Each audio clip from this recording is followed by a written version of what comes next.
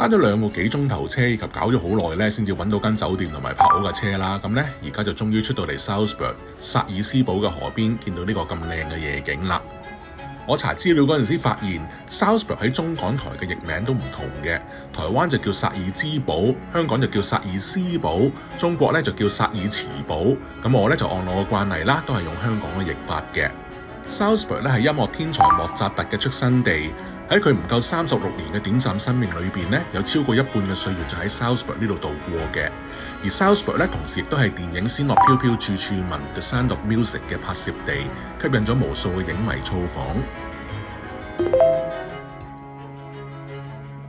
我哋頭先咧周圍揾嘢食啦，但係都係揾唔到啱心水嘅嘢食。咁最後咧，我哋就嚟咗食印度嘢。咁估唔到呢間印度嘢係中國人開嘅喎。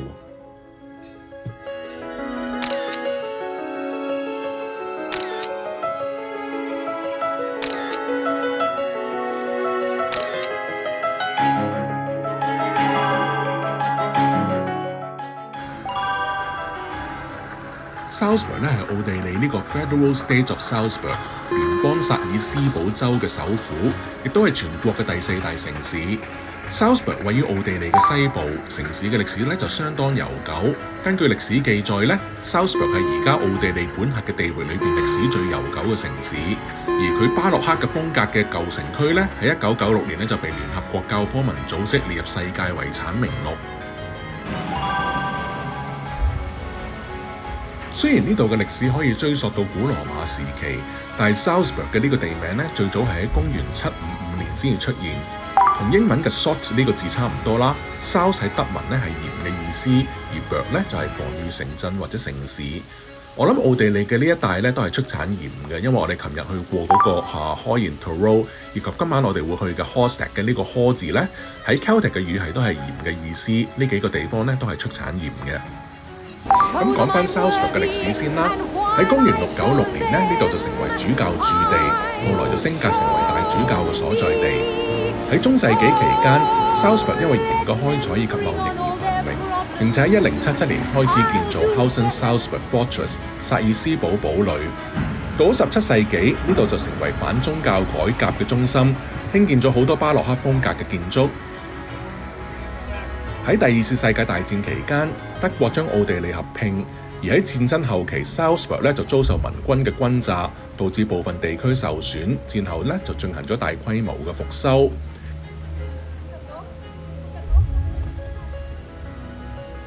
而家 Salzburg 擁有好多嘅劇院、音樂廳、電影院以及博物館等，並且每年舉辦 Salzburg 音樂節、莫扎特週等活動，擁有十分豐富嘅文化氣息。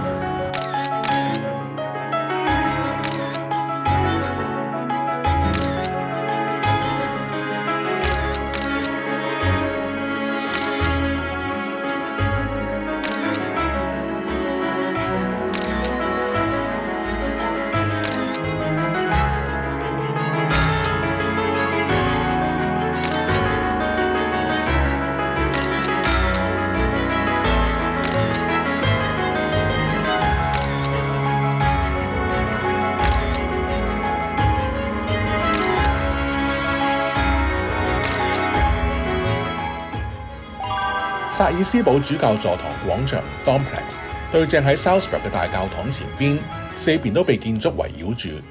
廣場嘅中間咧就豎立咗聖母瑪利亞柱 Marian Column， 喺1766至1771年之間建造，結合咗大理石同埋圓柱嘅工藝，展現咗巴洛克時期嘅藝術風格。每年嘅聖誕節前夕，廣場都會舉辦傳統嘅 Christmas Market， 吸引好多遊客前嚟參觀。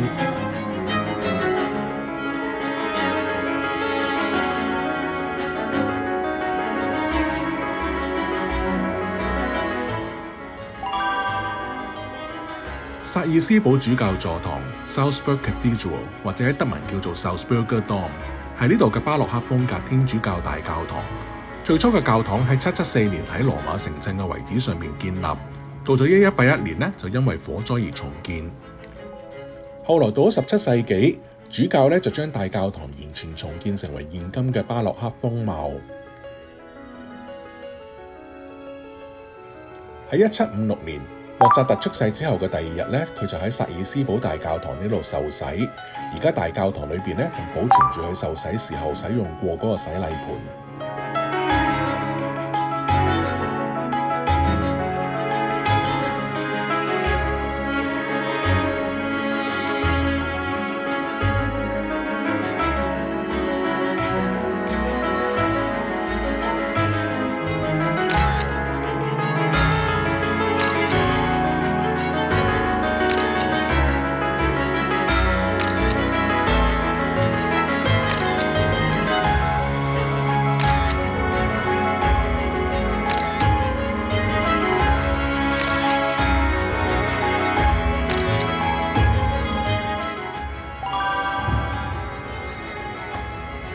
呢一度係堡壘下邊嘅 Capitol Platz， 而呢個直徑5米嘅波咧，就係喺2007年創作嘅公共藝術作品 Sphera。Hohensalzburg Fortress 全名係霍亨薩爾斯堡堡壘，但係一般嘅華人咧都會簡單叫佢做薩爾斯堡堡壘嘅。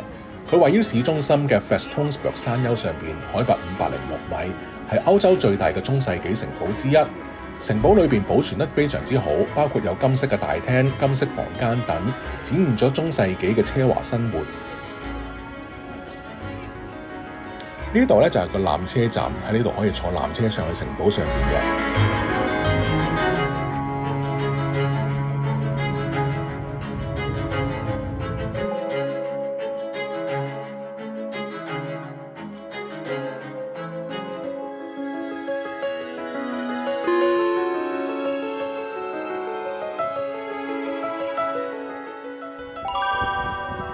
堡壘嘅歷史可以追溯到羅馬時期，當時喺呢度嘅最高點建築有一座羅馬堡壘，而現存嘅堡壘嘅建造咧就始於1077年，由薩爾斯堡大主教下令修建。最初只係一座木製圍牆嘅簡單城堡，之後城堡經過多次嘅擴建，增添咗堅固嘅石牆以及塔樓，以應對神聖羅馬帝國國內嘅政治以及軍事需求，逐漸形成咗今日所見嘅宏偉規模。喺1515年，呢度修建咗運貨嘅纜車 Weisse， 好可能係世界上最古老嘅纜車，而到而家咧，呢一個纜車仍然都仲喺度使用緊嘅。雖然呢座城堡興建得咁堅固同埋宏偉，但係喺歷史上面唯一一次被圍困嘅咧，就係喺1525年，一批礦工、農民以及市民試圖驅逐總主教，但係佢哋仍然都係唔能夠奪取城堡。喺拿破崙戰爭期間，呢座堡壘去法國北戰而降，並冇經過過戰事。到20世紀初，呢度就用嚟做監獄。喺第一次世界大戰期間就關押過意大利嘅戰俘，而到咗1930年代德奧合併之前呢度就關押過納粹分子。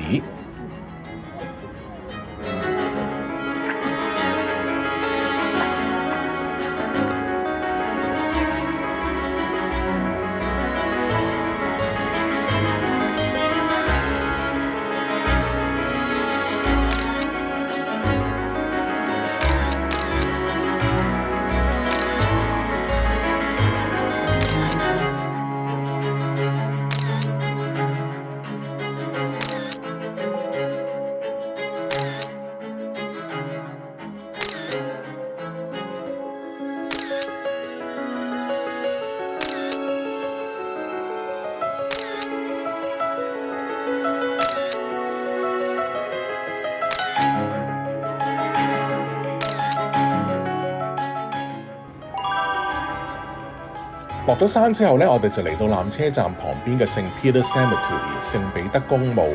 呢度係 Salzburg 最古老嘅墓地之一，佢嘅歷史可以追溯到公元700年，而墓地裏邊嘅墓碑裏面咧，最古老嘅可以追溯到1288年嘅。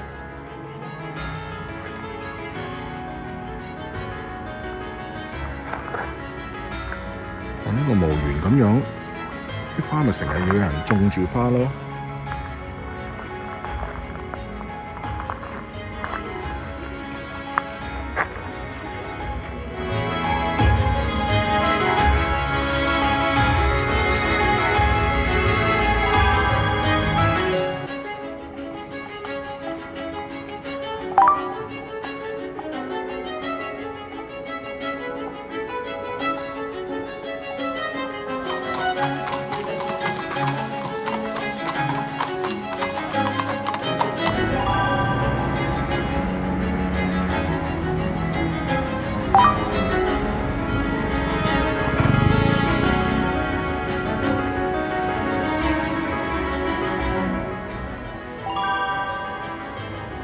Gertruydigis 呢一條街咧係 Salzburg 老城區最著名嘅購物街，以佢兩邊歷史悠久嘅傳統建築以及鐵製嘅招牌而聞名。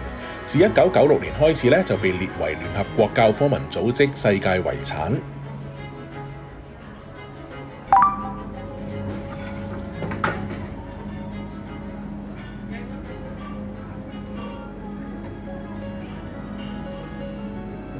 臨尾先抌咗個鏟落去。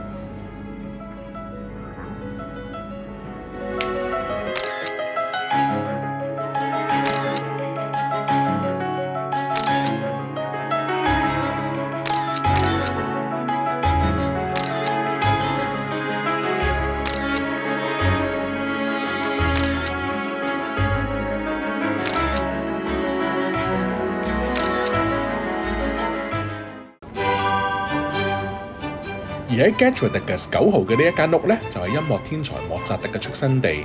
佢17歲之前都住喺呢度。由1880年開始，呢度就改為博物館，展示咗莫扎特早期嘅生活、童年時期嘅小提琴、鋼琴以及家族資料。莫扎特喺1756年出世，係古典音樂時期多產並且極具影響力嘅作曲家之一。佢年幼嘅時候已經展現出非凡嘅音樂才能，5歲咧就能夠熟練演奏鍵琴以及小提琴，並且開始作曲。喺佢短短35年嘅人生中咧，創作咗超過800部作品，好多作品咧被視為西方音樂史上面嘅經典之作，對後世有好大嘅影響。Gary 太，原來你同我都係1月27號同埋一日生日，唔怪之得我同你兩個都咁天才橫溢啦。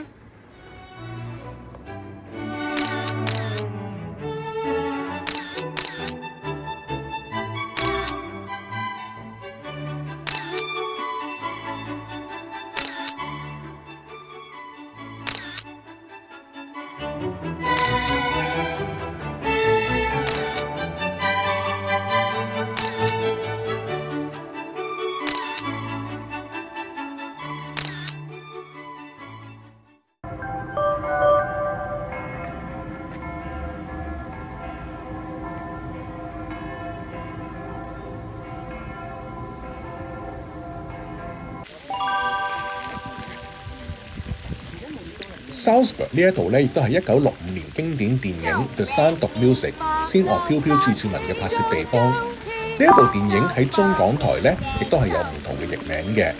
有趣嘅係呢一部電影雖然風靡全世界，但係當時喺奧地利以及其他德語嘅國家咧，都並唔賣座。喺《The Sound of Music》嘅 Do Re Mi 嗰首歌裏邊咧，好多場景就係喺呢個 Mirabell Palace 呢度拍嘅。咁我就跟翻當時呢個電影嘅場景啦，就睇翻而家呢度變成點樣啦。